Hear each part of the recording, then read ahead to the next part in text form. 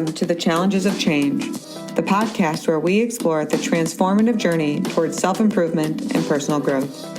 I'm your host, Laura, a mindset coach in the health and fitness industry, here to guide you through the hurdles that life throws at you.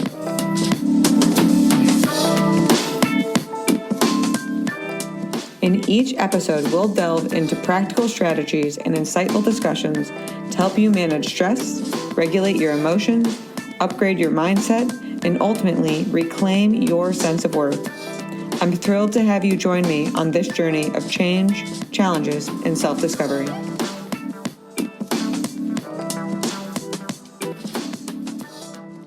And we're back for another episode of the Challenges of Change. And today we are so lucky to have a very special guest, Jenean Perelstein. How are you today? I'm fabulous. Thanks so much for having me here, Laura. It's really terrific. Well, thank you for coming. I love having guests to share different insights and different experiences because it always helps someone feel seen and helps them navigate their challenge in a unique way. So I appreciate your willingness and everything I've known about getting to know you thus far. Terrific. So I know you, but my audience doesn't. So how about you tell them a little bit about what you do and how you kind of got here? Sure. I'm a workplace anthropologist. And I have had a company called Alchemy Academy for the last 15 years. And I do coaching and consulting for individuals, women primarily with my individual coaching, and then organizations who are looking to enrich their workplace culture. That's where the anthropology comes in for looking at systems and looking at how companies and organizations can really enrich their human capital and navigate change with the humans involved, which usually goes hand in hand. So that's what I do. The how I got here is a little circuitous, as I think many of us have. I think you shared with me your path is as well. I started out in academia teaching sociocultural anthropology at Northern Arizona University. And it's interesting because there actually was one point in time my husband and I were driving up to Flagstaff, Arizona, where we lived from Phoenix at the time. It was a rainy night, and we were having the most fascinating discussion about I'm sure you know these people, where some folks have the ability, like Midas touch, the ability to win at everything. They get the girl, they get the job, they get whatever they want. And then there's some people who somehow seem to fail 3 feet from gold or give up, or they get in their way, or they're doing something. And we were talking about different people that we knew in our lives that fit these two different categories, and how it was, they came from the same backgrounds, same education, same access to resources, but what were they doing? And being an anthropologist, I thought, all right, I'm going to look at this language of success across cultures and across disciplines and figure out if I can learn what the people in one camp are doing to ensure their success and the people in the other camp are doing to get in their way. Yeah.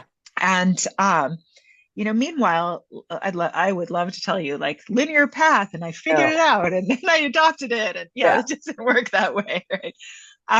After time, I left academia. I ended up in the nonprofit sector. I was CEO of a regional nonprofit, doing good work. But I was super unhappy. It was like that mojo fire went out inside me, just so miserable when everything on my life on paper looked really good.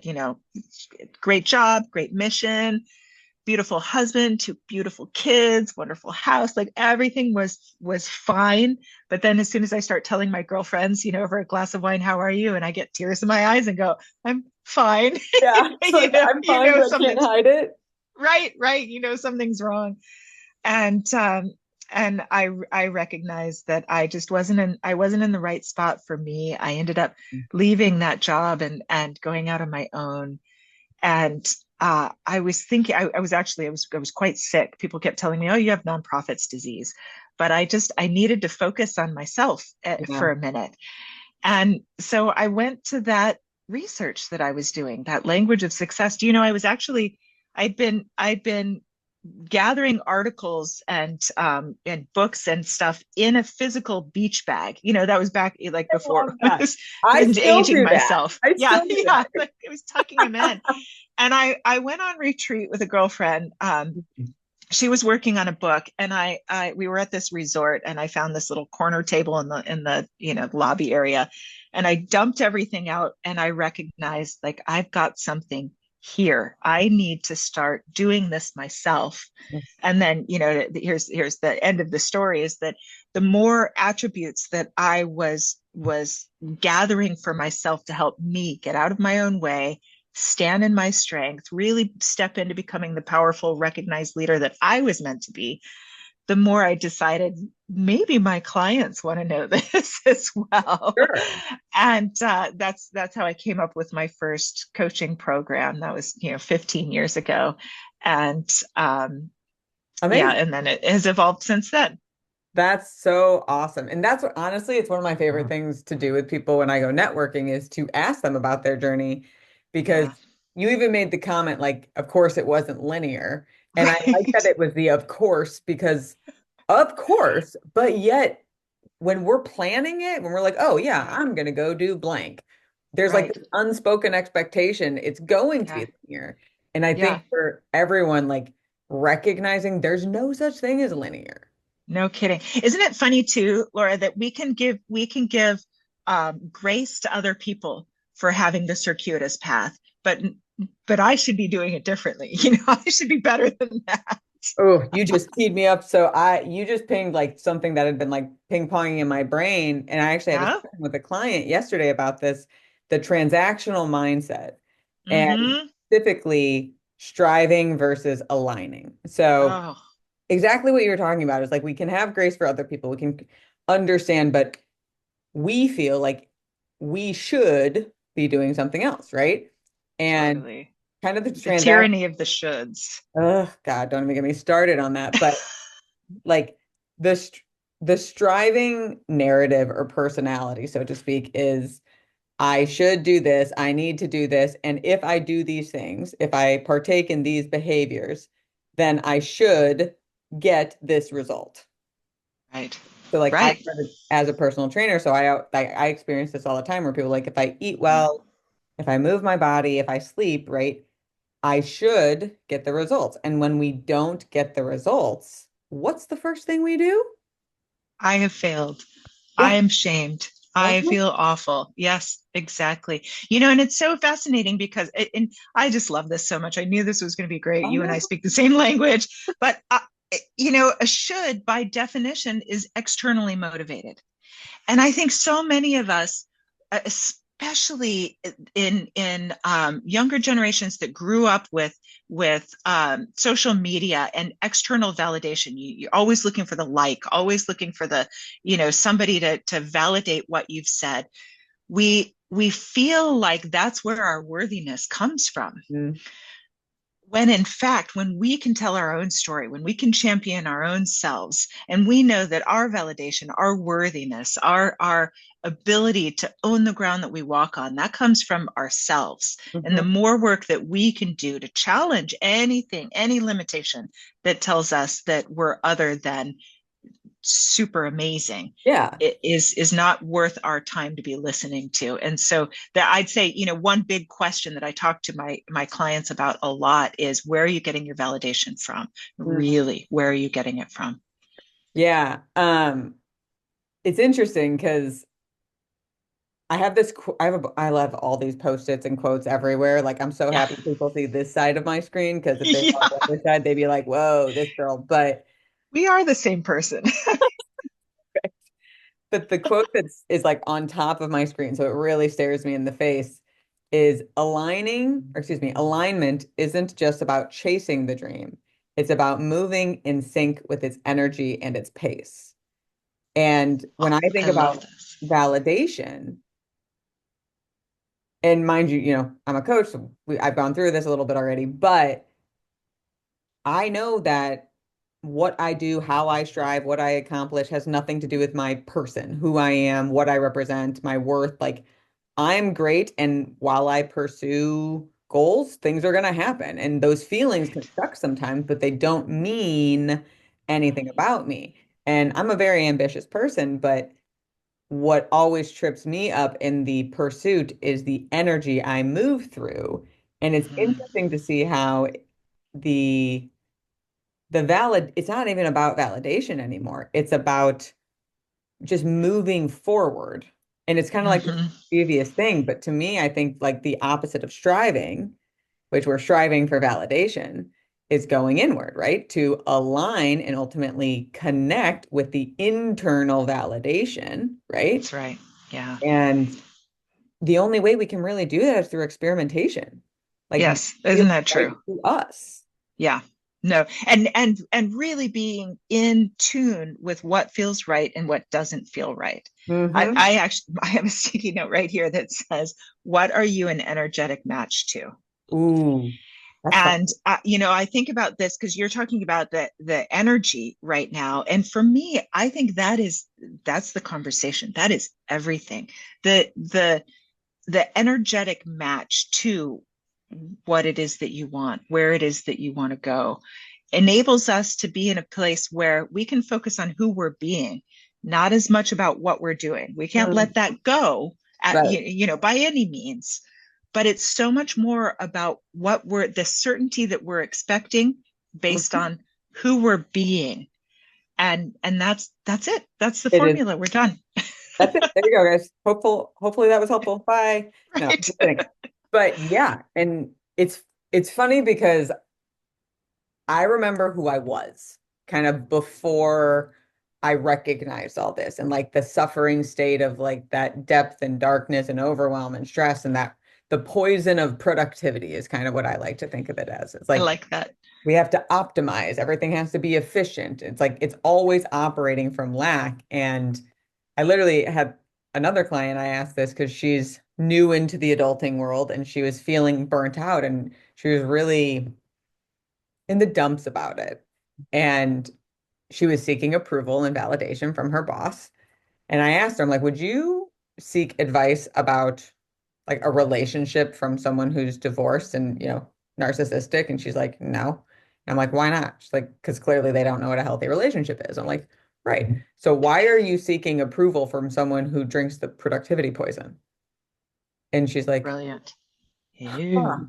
And I'm like, that's exactly the point. Like, and I get the challenge that we experience because we are creatures of belonging. We do want to resonate with our people and be able to create memories and connection. And when you operate kind of in the how you're being is different than others, sometimes you can unintentionally misinterpret that as I'm doing something wrong because I'm doing something different, Right. Right. right? And the problem with that is that then you stop really recognizing what feels right Right. because you're in a constant state of editing. We talk about this quite a bit when we're working within companies with their workplaces and talking about culture because people crave belonging. They crave authenticity and they crave belonging, but what happens is that they want it so bad they end up editing themselves in order to fit in because they're not exactly sure how to navigate this, whatever landscape their work environment is creating for them. Mm. And through that continual editing, they just utterly forget who they're meant to be as opposed to who they're cosplaying as in any given moment. Yeah. And then you find people who have their work persona and they've got their home persona and they mix it up sometimes and get in fights at home, and it just creates a lot of chaos. And then that's why we're craving authenticity. We're dealing with people who aren't actually very real that much of the time, Yeah. and And we can giving sense that. ourselves. Oh, of course you can. Yeah, well, you talked about energy. We carry that energy with us and we feel the energy from another person before we actually hear any words that they say or see body language or anything like that. And so, they can be wearing desperation in their energetic signature and you will know right away. And this is the power of what you're doing with your clients. And this is what I do with my clients that I just love so much, is to enable them to figure out who are they meant to be when all of that editing and all of that persona wearing falls away, and their energy becomes pure and authentic. It's a beautiful thing. Yes, and I'm gonna ask you a question, but I want you said something that I want to tie back to kind of the desire for validation because most of my audience listening, they're in that space of I don't maybe recognize I'm editing, but I recognize I'm dissatisfied. I recognize I'm drinking the productivity poison and like okay, like maybe it's how I'm being, but I don't even know how to be different, right? Right, And right. this is where our tendency is to look at uncomfortable emotions or discomfort in general as something negative. And I Hmm. understand that conceptually because like no, it's not enjoyable, but it's Hmm. actually a signal to become aware to then create that internal validation. Like, okay, I'm Right. noticing the space. I'm noticing I'm different. I'm noticing I'm editing. Or I'm noticing I feel the need to edit, right? Hmm. And with that awareness, it then can strengthen the internal sense of self-trust, the internal leader within you. Be like, okay, well, that's what they're doing, which is why I'm feeling different. But am I feeling aligned with how I'm being and doing? And like, if Yeah. that answer is yes, trusting that. And that's actually my question. So, like, if someone's going through that process, they're recognizing the difference, they're having that awareness enough to even check, and they have to come to the space of, okay, I need to trust myself versus Yeah. fear of fitting. How do you Right. help people navigate that in the workplace? It's a good question. I start with the basics of culture. And so I'll just pause here and like define how I work with culture, and then I'll answer your question through that. All cultures start with the individual. And when I am working with an individual, whether with individual coaching or with group consulting, um, I look at four, as an anthropologist, look at four attributes that are part of the human condition. And I'm looking at these particular four because of the role that they play in culture. And they're in order of their changeability in our lives. And so the first one is attitudes, your state of mind or feeling at any given moment, highly changeable. The next is your behaviors, actions, reactions to certain stimulation, also somewhat changeable. Gets tricky. I'm a behavior change specialist, but I know Right, that change doesn't happen on the level of behaviors, right. um, because underneath that you have now your beliefs. Mm, Your beliefs are your personal conviction in the truth of something. Doesn't necessarily mean it's true, just your conviction in the truth of something. And then the least changeable of the four are your values, your standards, or your qualities that you deem most worthwhile. mhm. So the moment that you start sharing those attributes with other human beings, and then you add on to that norms and traditions, which, in a workplace, it's otherwise called policies and practices. You start sharing them. Now you've got a culture. That's what every culture is made up from. So going back to your question, if somebody starts recognizing like, wow, I don't even know what my authentic self looks like. I have them do a deep dive inventory into these four attributes. I want them to look at their attitudes, behaviors, beliefs, and values through the lens of different spaces in their life. So, looking at their career and their work and the way that they approach work that they do, looking at their finances and what their beliefs are about money. And wealth and poverty and lack. You talked about the lack mentality that shows up for so many. Looking at their relationships, their childhood relationships and their adult relationships, lovers, friends, all of them, coworkers. Mm. Looking at their physical health, their body, their nutrition, sleep, hydration. Uh, can they stretch? Are they injury prone?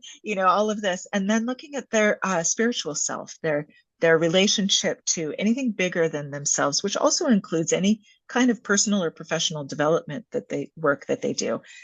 So this ends up being kind of a big journaling exercise, looking at each one of those categories through the lens of those four attributes. But here's what happens, Laura, that's so beautiful, is that people will be my clients will read to me what they've written in this exercise, and they will know right away, oh my goodness, this is where I've been playing small.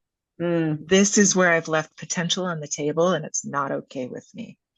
They'll also be able to recognize this helped me be successful. Most I work with high performers, Right. and they have had a tremendous amount of success, but I want them to know exactly why that is. What is it about them that puts them in this category where they have the Midas touch? I want them to be able to repeat that. But I also want them to be very aware of where they're tripping over themselves, where they're in the other category of having the potential of giving up before they reach what they want because it's just too hard.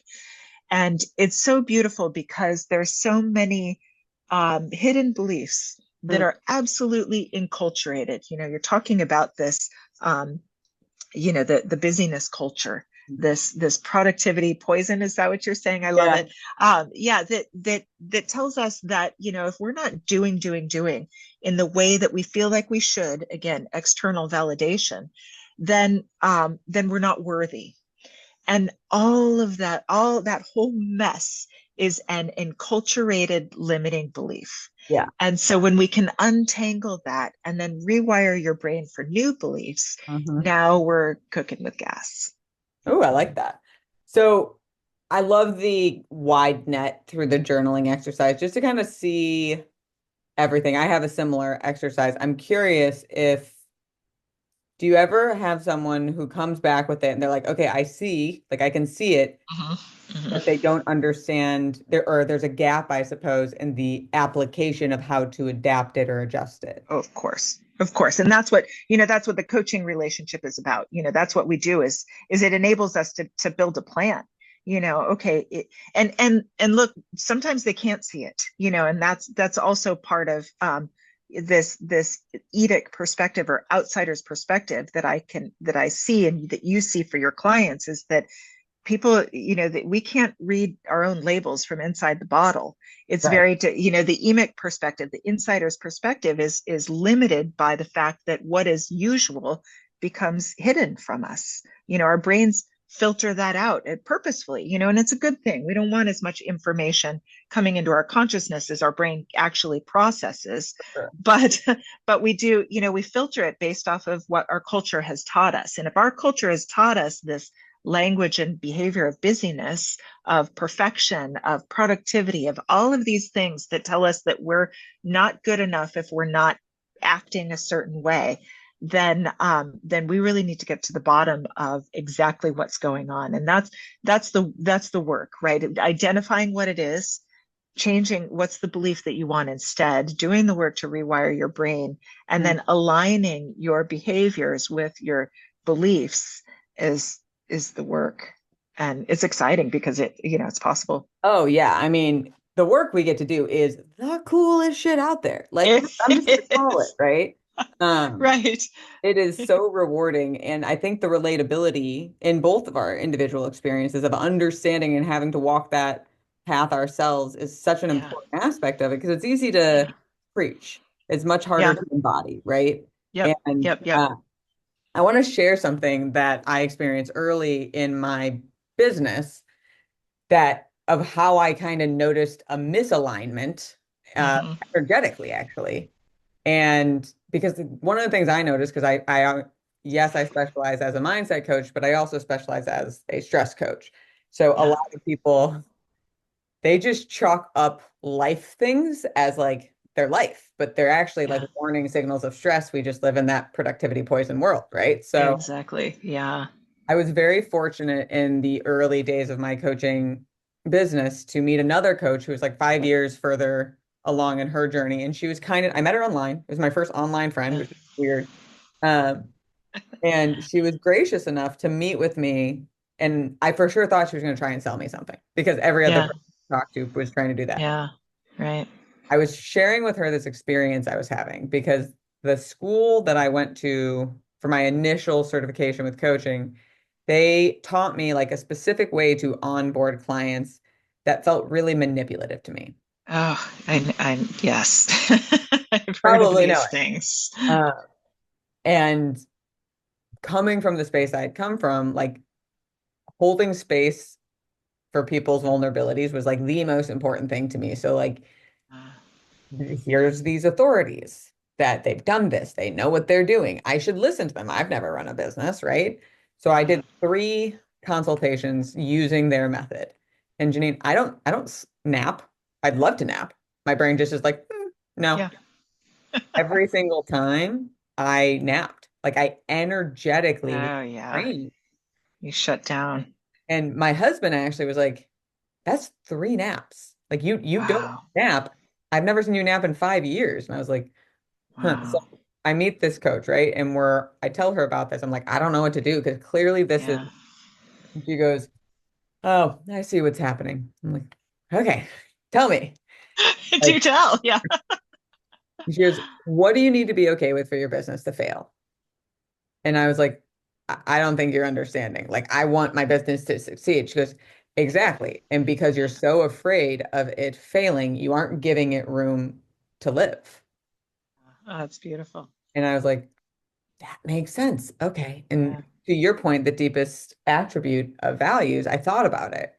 And the only thing I could come up with, and like this still is like my North Star when I make business decisions, was I have to run my business in a way that aligns with the like me as a human being, my morals and my ethics and my values, because Yeah. whether my business succeeds or fails, like I'm still going to have to live with me.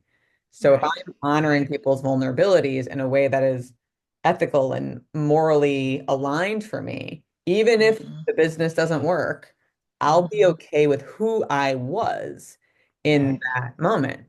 And I'll tell you, that's become like a sharpshooter lens for me. Yeah, I bet. I'm dealing with like really challenging circumstances because no one likes failing. But when Yeah. we're going up against change, and I have a change question for you in a second, but Sure. sometimes just knowing what's worth falling for Yeah. directly connects you to what's most important to you, to the values, and actually kind of, at least I've experienced this, and I know some of my clients have, it gets rid of the noise. Hmm. And it just kind of like gives you the direct line of like, this is the filter through which I need to be as a state of being to be okay with how I go through this change. Yeah. Yeah. Right. Oh, that's beautiful. Yeah. So, thank you. Very love that coach. She's still friends with me now, so that was super Yeah. fun. But being that you are, you know, much more in depth from a different lens than I am, I have my hunch, but why do you think people assume negativity with change? Well, I mean, the only person that really likes change is a baby with a wet diaper. But I I think that um, the negativity with change comes from the fact that we are hardwired to resist it. Change is uncomfortable. It's uncomfortable. Even when it serves us, it's uncomfortable. Our brains are designed to keep uh, to maximize pleasure and minimize pain. Change will cause some level of discomfort, some level of pain. And so your brain is going to be like, hold the phone. No, no, I don't like this. This is different. We've never done this before. Even if this serves you, even if it's getting out of a toxic relationship or, leaving a job that is where you're belittled, it would be a good thing. Your brain is going to try to keep you safe. And so it's going to say, yeah, no, no. It will insert behaviors that will cause you to self-sabotage. And this is that interplay between behaviors and beliefs is a lot of it has to do with the way that your brain is wired. And so, this negativity comes from the discomfort of what I've tried to change and I couldn't do it. Something happened in your brain. It held you back. I dipped my toe in. I couldn't do it. And now I feel worse about myself than when I even started. And so sometimes when somebody tries something new and they're just interested in it, they're not truly committed, they're just interested and they think I'm going to change. And they come up against themselves, which they will do because that's again how we're wired. And it doesn't work, or some external force knocks them off their path and it doesn't work. They'll use that as validation that they can't. And Mhm. it truly does chip away at the veneer of their self-confidence. And this is where your confidence and your inner ability to stand in your strength is greatly affected by what happens when you endeavor to change. So why is it so negative? I think a lot of people have been through this. I mean, we've all, I don't know that there's a successful adult out there that hasn't experienced this, and it is painful. And so it takes a level of bravery Hmm. to say, I'm going to listen to the story that I can tell myself that says, oh, yeah, I have done hard things and it has worked out. But if we're, again, going back to that external validation, if we're relying on other people to blow sunshine up our ass every time we try something big, Right. that we can't always rely on it, or we don't believe it. Like, yeah, sure, mom, you're supposed to say that, you're my mother, Right. right? Right. Right. And Right. so but when we learn to tell our own story, that yeah, we actually can do big things. I'm reminded that I've done them before, and we lean into that instead. That's what helps with the override. Interesting. So, Is that where you thought I was going to go? I'm um, curious because you said to I a degree, suspect I yeah, know. yeah, yeah, yeah. Yeah. I mean, I agree with all the like the primitive brain features of like Yeah. discomfort and unknown and the lack of predictability and all that stuff. So like I was more thinking about my own personal experience, which is probably why you were like, that's a weird response.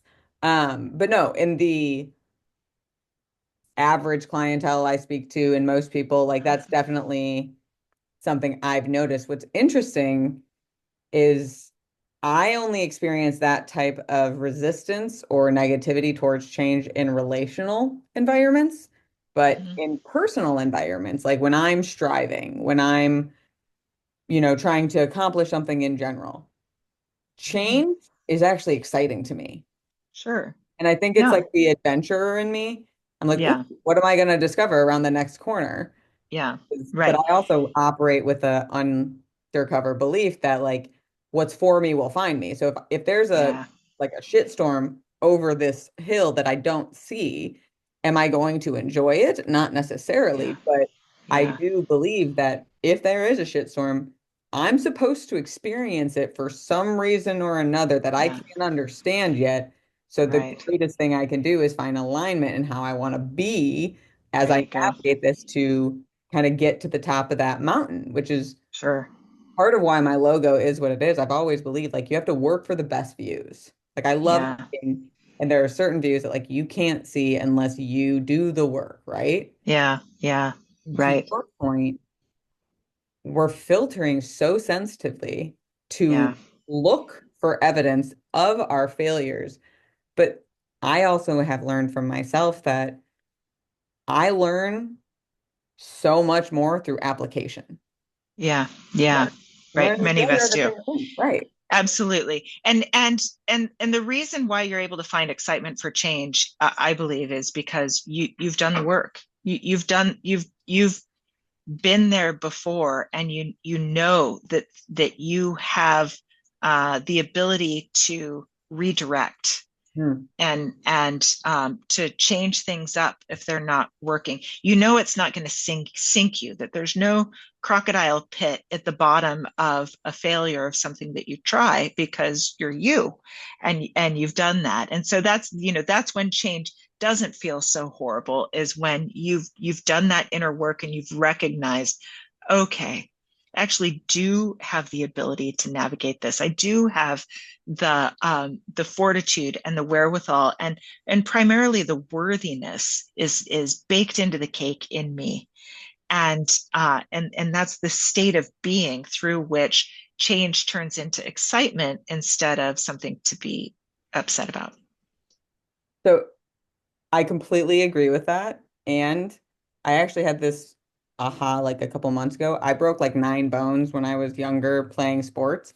And I Yes. think that actually played a really big role in me building like self-efficacy and my own sense of belief in change because yeah, I loved sports and then I got injured and I couldn't play the sport that I loved.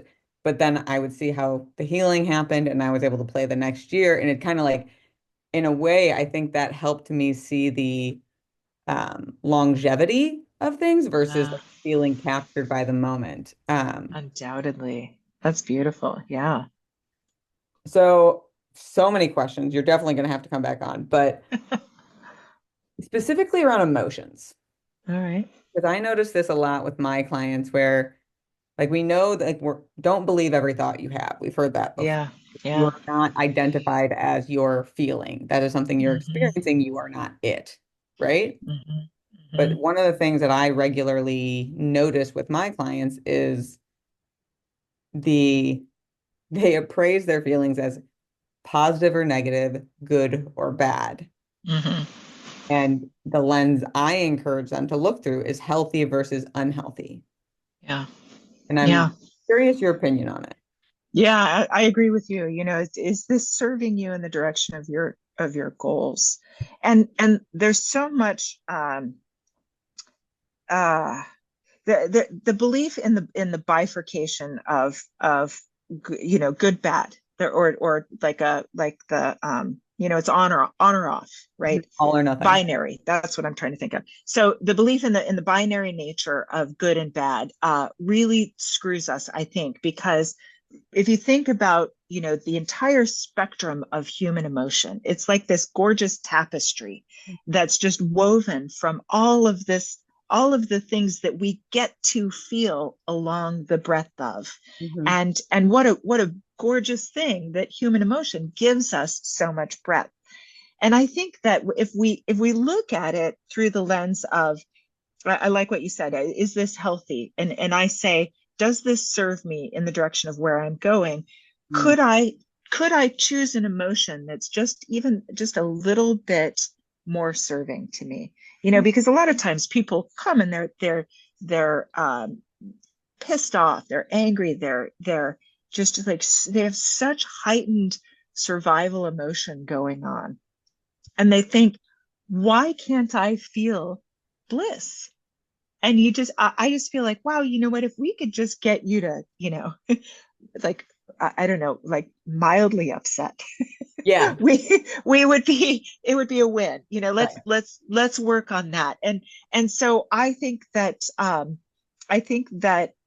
yes, like, is this healthy or is this not healthy? Does this serve me? Does this not serve me? Is so much better than the judgment that gets placed on, is this good or is this bad? Because there are people for whom mildly upset would serve them very well. Absolutely. I mean, anything that's energetically lighter, right, is Yes. going to be Yeah. easier for us to soothe, navigate, etc. Right. So I'm curious how you apply the does this serve me? So I'm going to share an experience. Like if someone hurts, if if someone doesn't want to like see me for whatever reason, or someone doesn't have availability that I love and I want to see them, I feel sad. Yeah. And Yeah. we're kind of taught like that's bad, right? You shouldn't feel Uh-huh. sad because it's on the lower half of the emotional energetic toll. Good. But when uh-huh. But when I was recalibrating my emotional tolerance, I was like, is it healthy to feel sad when I want to spend time with someone I love and they don't have the like capacity or availability? And honestly, yeah. Like I want to feel, I actually weirdly want to feel sad in those moments because to me, that's a healthy reflection of love and care versus like, what am Right. I gonna do? Oh, they don't have time for me. Woohoo! Like, Yeah. you know what Yeah. I mean? So how do you apply the does it serve me in the same like do you apply it the same exact way?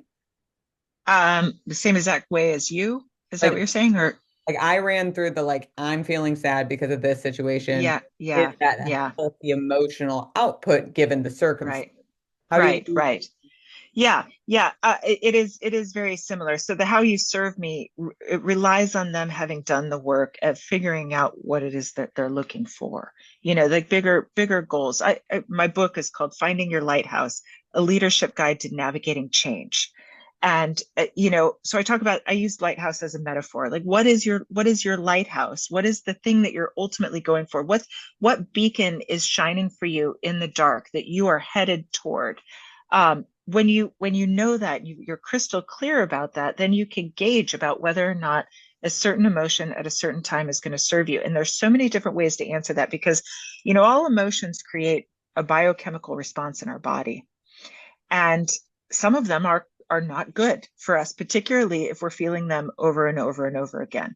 So, the healthy question about what your example is really so beautiful, because I agree. I believe that if you didn't feel sad when sad was bubbling up, that would be horrible for you, because it would show up sometime, whether whether it was appropriate or not. It's gonna happen. Like, that's another thing, we just so get to feel all of these emotions. But if you stayed in sadness, if you ruminated on sadness, if you thought about what made you sad over and over again after the initial response, then you're manufacturing that biochemistry that doesn't serve you. So I want to know, where is somebody on that journey of emotions? Have they felt this emotion for longer than the 90 seconds that it takes to cycle through it once? Or are they ruminating? And there are like other circumstances that suggest that they can define for themselves whether or not they have the privilege of feeling sad in this moment, and if they get to, but how long do they want to stay there? Yeah. And I think so many times, you probably see this in your work, that people forget that they have a choice of how they're feeling. I know. It's the thing that boggles my mind the most is like your mind is the most powerful thing that you have, and no one told you how to use it. And there's so many people who are like just victimized by their thoughts and feelings. I'm like, you can do like you can choose it, right? And like Right. I'll ask them a question and they're like Yeah. blown away just by like curiosity, right? Yeah.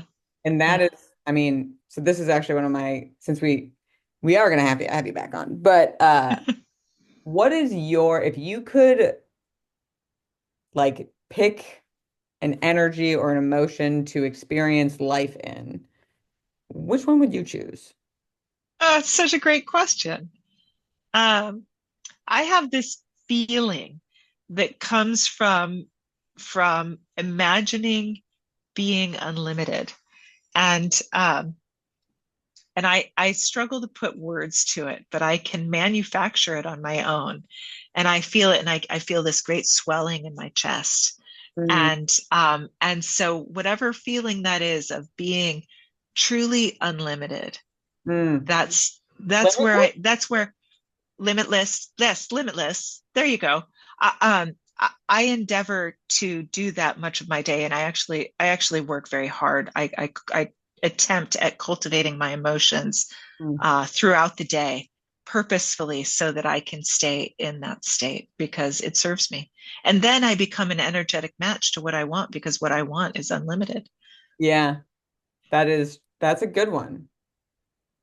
I didn't have my What answer about you? before. I know. I'm like, I have to think about my own answers before I get curious sometimes. What's coming up for me now, I'm like tossed between, I'm gonna go with acceptance, but the other Yeah. option was alignment. But I think it's acceptance because to me, acceptance is what is, What is right? And like surrender?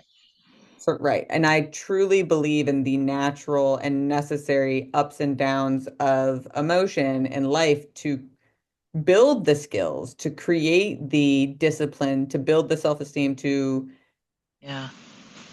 have meaning in our life. So would I Yeah. love to say like I would never have a challenge? Like, sure.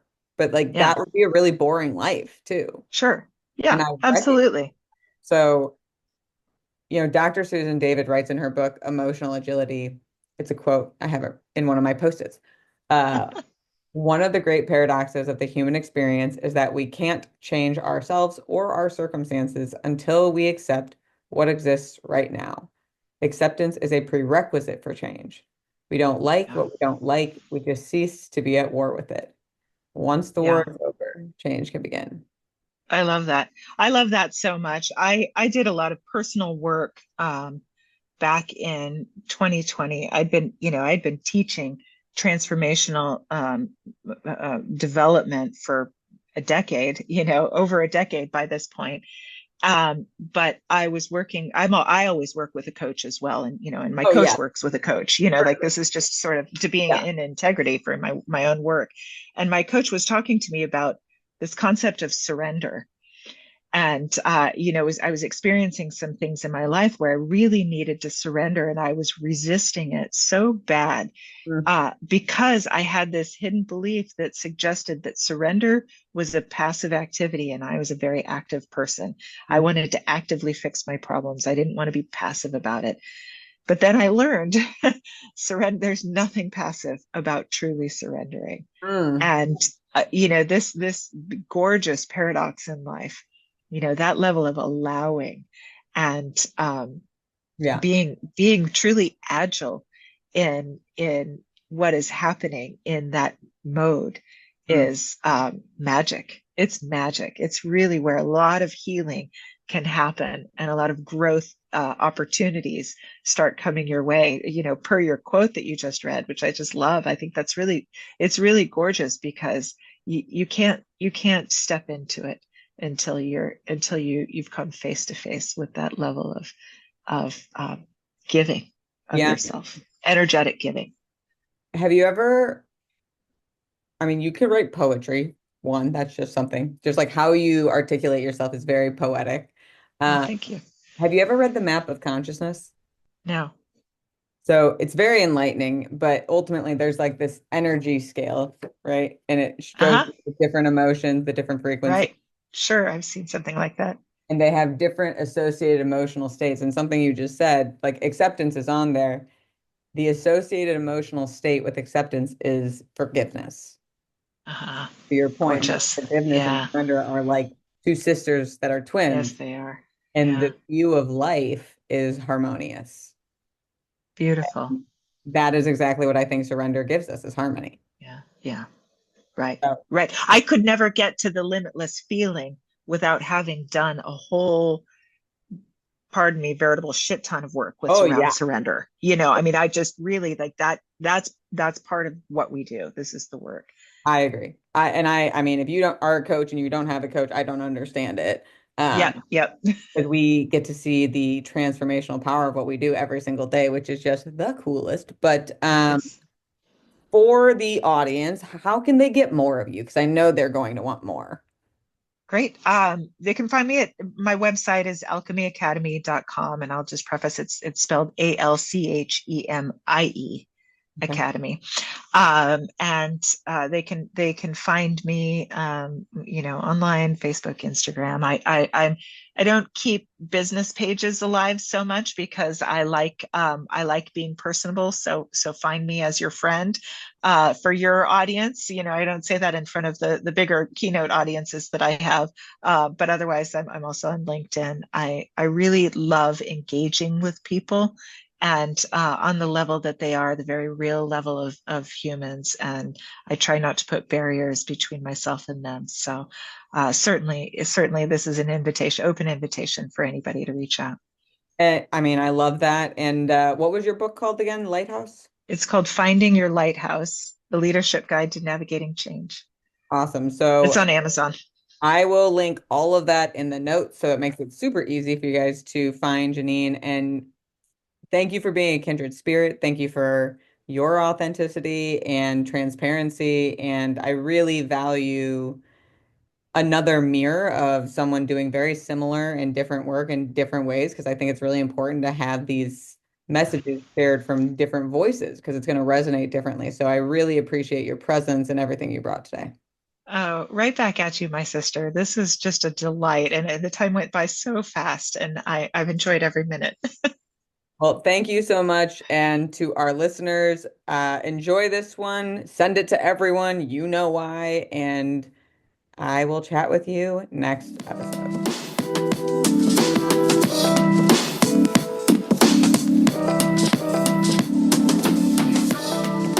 Thank you for joining me on today's episode of The Challenges of Change. If you're ready to stop stressing and reclaim your sense of worth, be sure to visit my website at www.changebychallenge.com. There, you'll find loads of resources, blog posts, and information on how to work with me, Laura, as your personal mindset coach. Remember, if it doesn't challenge you, it won't change you. Don't let burnout or any other obstacle hold you back from living your best life. Take the first steps towards positive transformation today. Thank you again for listening. Stay confident, stay inspired, and embrace the challenges of change. Until next time.